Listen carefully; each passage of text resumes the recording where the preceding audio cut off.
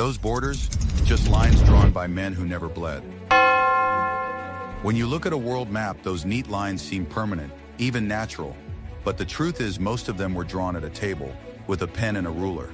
Some came from wars, some from secret deals, and some from the whim of just a few men. Today we'll uncover how borders were made and why they still shape our world.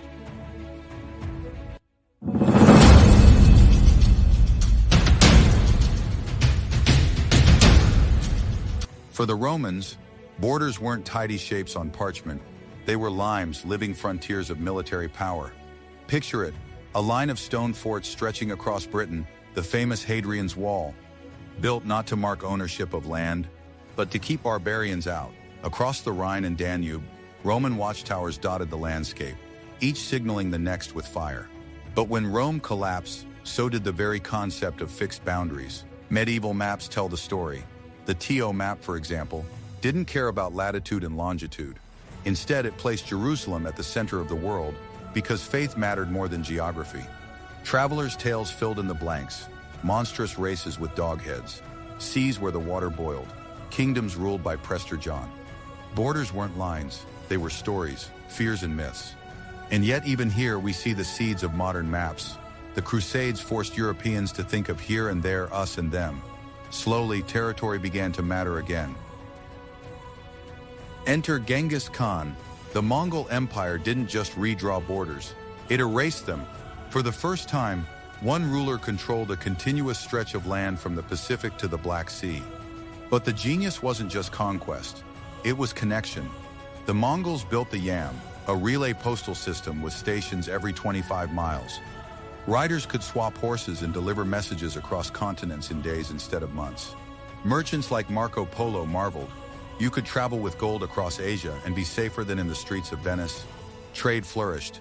Spices, silk, even ideas crossed freely. The Mongols established what historians call the Pax Mongolica, a peace that allowed Europe and Asia to merge into one commercial world. Ironically, this same openness also spread the Black Death, carried by caravans across the Silk Road, reshaping Europe forever. Borders had vanished, but so had barriers to disease. The Mongols proved a paradox. By erasing frontiers, they made the world bigger and smaller at the same time. Jump to the late 19th century. 13 European nations gathered in Berlin in 1884, not to study Africa, but to divide it. Not a single African was invited. Picture the room, maps unrolled, rulers in hand, straight lines drawn across deserts and jungles no European had ever seen. That's why the border between Libya and Chad is a straight horizontal line. Why Namibia's Caprivi Strip juts out like a spear, designed so Germany could reach the Zambezi River. Entire peoples were split overnight. The Maasai, the Iwi, the Somali clans, all cut into pieces. Ancient kingdoms like Buganda suddenly found themselves trapped between British Uganda and German East Africa. When independence came in the mid-20th century, those artificial borders remained. Leaders feared chaos if they redrew the map. The result? Dozens of modern conflicts. Rwanda's genocide, Nigeria's civil war, Sudan's partition, all have roots in that Berlin room where men with pens decided Africa's future. Every straight line you see on Africa's map is a scar of colonial ambition. World War I didn't just end empires, it reinvented the very idea of belonging. Suddenly, the world map had to be redrawn, not around dynasties, but around nations. But here's the irony. Most of those nations weren't born from people's dreams. They were designed in secret rooms. Picture London and Paris in 1916. British diplomat Mark Sykes and French diplomat François Picot sit over Ottoman maps. With colored pencils, they carve out future countries. That's how Iraq, Syria, Lebanon, and Jordan came to be. Not as ancient natural units, but as agreements between foreign powers. Locals weren't consulted. Entire tribes found themselves citizens of countries that didn't exist yesterday. Meanwhile, in Europe, the collapse of Austria-Hungary created new states overnight. Czechoslovakia, Yugoslavia, Hungary, Austria. For centuries, people had lived under one crown. Now, they were told they were Czechoslovak, or Yugoslav, identities they hadn't used before. And then came a smaller invention with massive power, the modern passport. Before 1914, most Europeans could travel without one. But after the war, passports became mandatory. Suddenly, a booklet decided who you were. where you could go, and what army you might fight for. Identity had become paperwork. Imagine waking up in 1919. Your village hasn't moved. Your neighbors haven't changed, but your nationality has. Yesterday you were Austrian. Today you're Czechoslovak. Yesterday you could visit family in Damascus. Today they're across a new border. Borders stopped being lines for kings. They became walls around ordinary people's lives. Every migration, every piece of paper, every flag traced back to those years. The age of empires had ended. The age of the passport had begun. Look at the news today.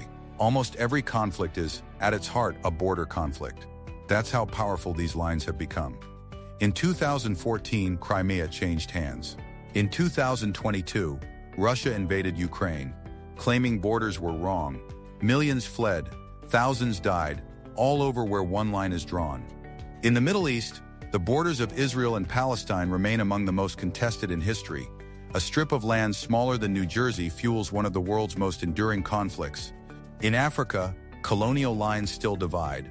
The Iwi, the Tuareg, the Somali clans all live across borders made in Berlin and still pay the price in conflicts and separations. South Sudan's independence in 2011 was the first new country in the 21st century, proving maps are still not settled. And then there's Central Asia.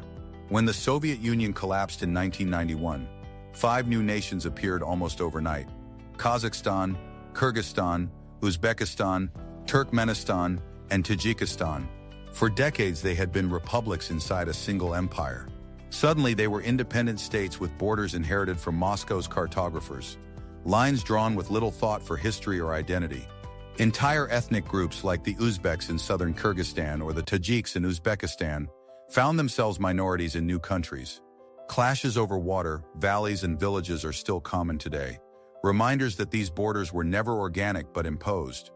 But borders don't only divide, they sometimes fade. The European Union's Schengen zone erased dozens of borders for over 400 million people. You can drive from Portugal to Poland without once showing a passport. For Europeans, borders exist on paper but not on highways. Yet in another sense, borders are stronger than ever. Satellite surveillance, drones, biometric passports. Crossing a border now means leaving a permanent digital footprint. Invisible lines have become walls of data. So are borders stronger or weaker today? Both. Some vanish, others harden. Some create peace, others fuel war. But all of them remain fragile. So next time you look at a map, don't just see lines of geography. See the fingerprints of power, the stones of Rome's walls, the pens of European colonizers, the treaties scribbled after world wars, the soldiers at checkpoints today. These borders aren't abstract. They decide who belongs, who doesn't, who can travel freely, and who must risk their life crossing deserts or seas, who has a home, and who becomes a refugee. Borders are illusions made real by human belief. We pretend they're permanent, but history shows they're not. Empires fall, walls crumble, new nations rise. The real question is not how borders were drawn in the past, but which ones will survive the future. When someone opens a map in the year 2125, will today's lines still be there? Or will they be nothing more than faded marks on an old piece of paper, reminders of how fragile human boundaries truly are?